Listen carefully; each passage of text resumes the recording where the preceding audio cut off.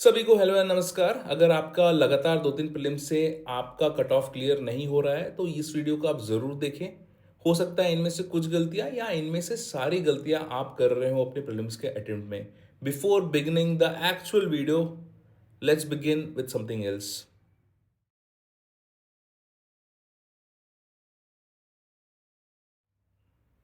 I was kidding. इस बार वैसा नहीं होगा जैसे पिछले बार हुआ था। इस बार सच में मैं आपको बताऊंगा कि ये कौन सी गलतियां हैं जो आप करते हैं जिनको अवॉइड किया जा सकता है। देखिए, अगर आप लगातार 2-3 बार से प्रीलिम्स दे रहे हैं तो पहला तो स्टेप ये होना चाहिए कि आपका सिलेबस कंप्लीट होना चाहिए। अगर 2-3 आपने प्रीलिम्स दिए हैं तो मैं मान के चल रहा हूँ कि सिलेबस कंप्लीट हो गया है, लेकिन उस 2 घंटे में ऐसा कुछ हो जा रहा है जिसके कारण आप प्रीलिम्स क्लियर नहीं कर पा रहे हैं। पहला सिग्निफिकेंट रीजन कि आप कट ऑफ प्रिज्यूम करके जा रहे हैं। मार्केट में बहुत सारी थ्योरीज चल रही हैं। 140 जाएगा कट ऑफ, पिछली बार 140 गया था तो हो सकता है 105 जाएगा। ब्रह्मा भी नीचे जमीन पे उतर के आ जाए तो वो नहीं बता सकते क्वेश्चन पेपर देखने के पहले कि कट ऑफ कितना जाएगा। इसलिए आपको जितने क्वेश्चन बन रहे हैं बनाइए। कट ऑफ के चक्कर में ना एग्जामिनेशन के पहले रहिए ना बाद में रहिए। दूसरा ये है कि ऐसा कभी भी नहीं हुआ है सीजीपीएससी में कि अगर 140 कट ऑफ गया है तो किसी आदमी का 70 नेट करेक्ट हो और जीरो के जीरो रॉन्ग हो। भाई इस एग्जामिनेशन में बैठे हैं तो भाई क्वेश्चंस तो गलत होंगे ही। आप 100% एक्यूरेसी नहीं ला सकते। 100% एक्यूरेसी लाएंगे तो हो सकता है कि बबल भरने में मिस्टेक हो जाए, हो सकता है कि आयोग दूसरा आंसर ले ले, हो सकता है आयोग क्वेश्चन डिलीट कर दे। ऐसा कभी भी नहीं हुआ हिस्ट्री में कि किसी आदमी का कट ऑफ जितने क्वेश्चन उन्होंने बनाए हैं उतने ही कट ऑफ गया हो। फॉर एग्जाम्पल, अगर उसने 75 क्वेश्चन बनाए हैं नेट तो 200 150 मार्क्स कट ऑफ गया है। अगर किसी ने मान के चलो 50 क्वेश्चन बनाए हैं और 0 क्वेश्चन रॉन्ग है और 50 में से 50 ही सही हो जाए और 100 कट ऑफ 99 कट ऑफ गया तो उसका क्लियर हो जाए, ऐसा कभी भी नहीं होता है। ऐसा पॉसिबल ही नहीं है कि आदमी 100% एक्यूरेसी के साथ बना दे और आयोग की आंसर की भी उसके साथ मैच हो जाए। तो ऐसा सेफ प्ले करने का कोई मतलब नहीं है। दूसरा, ऋषभ पंत टाइप का खेलने का भी कोई मतलब नहीं है। ठीक है, no Rishabh Pant was harmed in this video. ऐसा कोई नेचुरल गेम नहीं होता है कि भाई मैं तो हाथ खोल के अटेम्प्ट करता ही करता हूँ। ठीक है, इतना भी रिस्क नहीं लेना है कि राजा रवि वर्मा को हैप्पी बर्थडे बोल के आ जाओ। ठीक, तो इतना रिस्क नहीं लेना है आपको। ऐसे कोई क्वेश्चन है डाटा बेस्ड है, फैक्ट बेस्ड है, क्रोनोलॉजी बेस्ड है तो उनको छोड़ देना है। ओवर एनालाइज नहीं करना है। अगर आईएसएफआर ने कुछ भी बोला हो, आपको पता है कि सब कोई इकोनॉमिक सर्वे ही पढ़ते हैं और उसमें छत्तीसगढ़ के क्षेत्रफल के हिसाब से भारत में उसका स्थान पूछेंगे तो 99.9% लोग चौथा टिक करेंगे, तो उसमें अलग से बहादुरी दिखाते हुए तीसरा टिक नहीं करना है। ठीक है, आपको हमेशा ऐसे ऑप्शन टिक करने हैं जो बहुत ही ज़्यादा ऑब्वियस है और ज़्यादा से ज़्यादा लोग उसको टिक करेंगे। लोग कई बार पूछते हैं सर, नेगेटिव मार्किंग अवॉइड करवाने का कोई स्ट्रैटेजी होता है? तो देखो, जो नेगेटिव मार्किंग है वो सुख के साथ जैसे दुख आता है, दिन के साथ जैसे रात आती है, बरसात के बाद जैसे सूखा आता है, वैसे ही आपके क्वेश्चंस करेक्ट होंगे तो कई क्वेश्चन आपके इनकरेक्ट भी होंगे। आप नेगेटिव मार्किंग बिल्कुल भी एलिमिनेट नहीं कर सकते, 100% सेफ नहीं खेल सकते, तो आपको रिस्क लेना पड़ेगा। अगर आप रिस्क लेंगे तो मार्क्स नेगेटिव होंगे ही होंगे। इसके बाद सबसे बड़ी गलती कि कलेजा कमजोर होना। 2 ऑप्शन एलिमिनेट करने के बाद क्वेश्चन अटेम्प्ट नहीं करना। मेरा एक्सपीरियंस ये रहा है कि अगर आप 10 क्वेश्चन में 2 ऑप्शन एलिमिनेट कर दिए हैं और 50% चांस लेके भी अगर तुक्का मारते हैं तो एटलीस्ट आपके 6 क्वेश्चन तो करेक्ट हो ही जाते हैं। मान लो 6 क्वेश्चन करेक्ट नहीं हुआ, सिर्फ 4 ही क्वेश्चन करेक्ट हुए तो 4 क्वेश्चन के आपको मिल जाएंगे 8 नंबर और 6 क्वेश्चन के आपके गलत हो जाएंगे 4 नंबर। ठीक है, फिर भी +4 हो रहा है आपका। तो ठीक है, अगर आपके 50% क्वेश्चन सही भी नहीं होते, 40% भी होते हैं, फिर भी आपको एडवांटेज हो रहा है। तो अगर आपने 2 ऑप्शन एलिमिनेट कर दिए लॉजिकली तो ब्लाइंड तुक्का मारो। ए और डी एलिमिनेट हो गया तो बी और सी में ब्लाइंड खेल दो, लेकिन definitely attempt this kind of questions. उसके बाद भाई लोग बहुत होशियार होते हैं, अति उत्साह में रहते हैं, क्वेश्चन ऊपर से पढ़ते हैं और उसके बाद डायरेक्टली जो रटा रुटाया ऑप्शन होता है जो घर से सेट होके आते हैं, वो क्रिकेट में बोलते नहीं है ड्रेसिंग रूम से सेट होके आए हैं।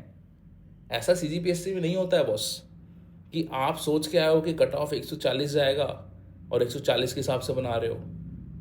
आपको अंदर से लग रहा है कि ये ऑप्शन ये क्वेश्चन तो मेरा देखा दिखाया है तो डायरेक्ट इसका यही ऑप्शन ढूंढता हूँ मैं चारों में, बाकी 3 पढ़ता नहीं हूँ और वही करके आया हूँ।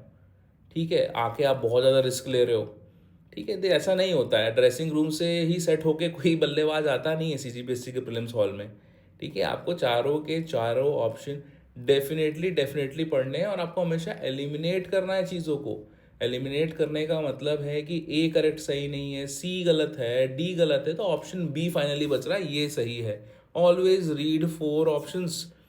उसके बाद किसी क्वेश्चन को ऊपर से देख के ही डर जाना। फॉर एग्जाम्पल यूपीपीसीएस का राष्ट्राध्यक्ष वाला क्वेश्चन, जिसमें अगर आप ऊपर से देखोगे तो बिल्कुल भी सेंस नहीं बनाता वाला क्वेश्चन, लेकिन अगर आपने थोड़ा सा उसको देख लिया कि कोई चाइनीज साउंडिंग नेम है तो वियतनाम का हो सकता है, गिवन डैट की बाकी ऑप्शन में नाइजीरिया, कोई यूरोपियन कंट्री है, कोई अफ्रीकन कंट्री है, कोई मिडल ईस्टर्न कंट्री है, तो आपको वहां से क्वेश्चन सॉल्व हो जाता है। तो आपको बिल्कुल भी गिव अप नहीं करना है किसी क्वेश्चन के लैंग्वेज को पढ़ के। कोई भी क्वेश्चन अपने ऑप्शन से टफ होता है, अपने स्टेटमेंट से टफ नहीं होता है। तो जब तक आप चारों स्टेटमेंट ना पढ़ लें, जब तक आप एक बार शांत दिमाग से उसके बारे में ना सोच ले, उसमें गिव अप मत करिए। ठीक है, बिना स्मार्टली सोचे बिल्कुल भी आप एज्यूम नहीं करेंगे कि ये क्वेश्चन टफ है। उसके बाद अगर आप मैथ्स में पीएचडी हैं, 100 के 100 नंबर आते थे आपके पूरे स्कूल भर में, I don't care. CSAT में आपको फॉर्मूला लगाने हैं आज से 1 महीने तक। रोज सी सेट के एटलीस्ट 20-20 क्वेश्चन आपको लगाने हैं, जिसमें 10 के कैलकुलेशन हो, 5 पैटर्न हो और 5 आपके वेन डायग्राम वाले क्वेश्चन हो, है ना। फॉर एग्जाम्पल, सारे स्पीकर पानी है, एक भी चूहा मगरमच्छ नहीं, इस प्रकार के जो क्वेश्चंस रहते हैं इनको सॉल्व करना चालू करिए। ठीक है, आई डोंट केयर आप जितने भी अच्छे हो मैथ्स में, आपको लास्ट के 1 महीने सी सेट ज़रूर ज़रूर सॉल्व करना है। उसके बाद छत्तीसगढ़ी लैंग्वेज नहीं पढ़ना। पिछले 2-3 साल का मेरा एक्सपीरियंस कहता है कि छत्तीसगढ़ी लैंग्वेज का स्पेशली जनौला और मुहावरा या तो आपके सीजीजीएस में डायरेक्ट आ रहा है पेपर 1 में, या तो आपके पेपर 2 में लगातार 3-4 क्वेश्चन पूछ रहे हैं। तो आपको छत्तीसगढ़ी लैंग्वेज पढ़ना ही पढ़ना है। सबसे गंदी आदत, अच्छी आदत एकदम, कि सी सेट में हमने बना लिए हैं 40 क्वेश्चन, 80 नंबर हमारे आ जाएंगे, अब हम सो जाते हैं डेस्क पे सर टिका के। बिल्कुल नहीं करना है, गंदी आदत है भाई ये। जब तक एग्जामिनर आपका क्वेश्चन पेपर छीन नहीं लेता, आंसर कॉपी छीन नहीं लेता, है ना, लात मार के बाहर नहीं निकाल देता एग्जामिनेशन हॉल से, तब तक आपको सी सेट का पेपर बनाना है जी। ठीक है, आलस नहीं दिखाएंगे। अगर गलती से कुछ क्वेश्चन इधर उधर हो गए तो उस दिन का 1 घंटा का जो आराम है ना, पूरे साल भर का हराम बन जाएगा। तो आपको सी सेट का जो पेपर है वो आखिरी दम तक आपको सॉल्व करना है। उसके बाद लूजिंग कॉन्फिडेंस। देखो भाई, अगर आपका क्वेश्चन पेपर सेट में ऐसे कोई 5 क्वेश्चन बन जा स्टार्टिंग में आ जाते हैं जो कि पूरे के पूरे 100 क्वेश्चन के सबसे टफेस्ट 5 क्वेश्चन हैं, तो उसमें बहुत ज़्यादा परेशान नहीं होना है। देखो भाई, एक जर्नी है, एक क्वेश्चन नंबर 1 से लेके क्वेश्चन नंबर 100 तक। किसी के पास प्लेन एरिया पहले आएगा, किसी के पास खाई पहले आएगी, किसी के पास पहाड़ पहले आएगी, किसी के पास नदी पहले आएगी, किसी के पास हाईवे पहले आएगा, लेकिन सबको इन सब चीज़ से गुजरना है। तो अगर आपको 5 क्वेश्चन स्टार्टिंग में टफ मिल गए हैं जो बिल्कुल नहीं बन रहे हैं, तो किसी को बीच में मिलेंगे, किसी को लास्ट में मिलेंगे। आपको कॉन्फिडेंस लूज नहीं करना है। जब तक पूरे के पूरे 100 क्वेश्चन नहीं बना ले, तब तक आपको कॉन्फिडेंस लूज नहीं करना है। सबसे बड़ी गंदी आदत, लोगों को क्या आदत हो गई है, कहीं से पीडीएफ मिल गया हमको किसी कोचिंग के टेस्ट सीरीज का, ऑप्शन में टिक लगा दिए पेंसिल पेन से, ओएमआर भरा नहीं। उस दिन गए ओएमआर भरने तो उसमें टाइम मैनेज हुआ नहीं, लास्ट में हमने कर दी बल्क फिलिंग और एक बबल इधर से उधर हो गया, तो अपना 2.66 नंबर का नुकसान हो गया। भाई, बल्क में फिलिंग नहीं करेंगे। क्वेश्चन नंबर 72 का अगर आंसर सी है तो 72 का सी तुरंत मार्क करेंगे अपनी ओएमआर शीट में।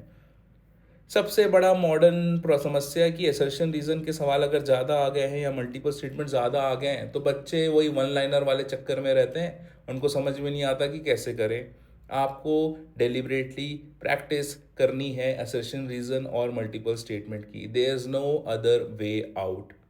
एंड ये सब चीज़ सिर्फ और सिर्फ प्रैक्टिस से आएगी। तो अपनी रीडिंग स्पीड बढ़ाइए, अपना थिंकिंग एबिलिटी बढ़ाइए, असर्शन रीजन और मल्टीपल स्टेटमेंट वाले क्वेश्चंस करिए।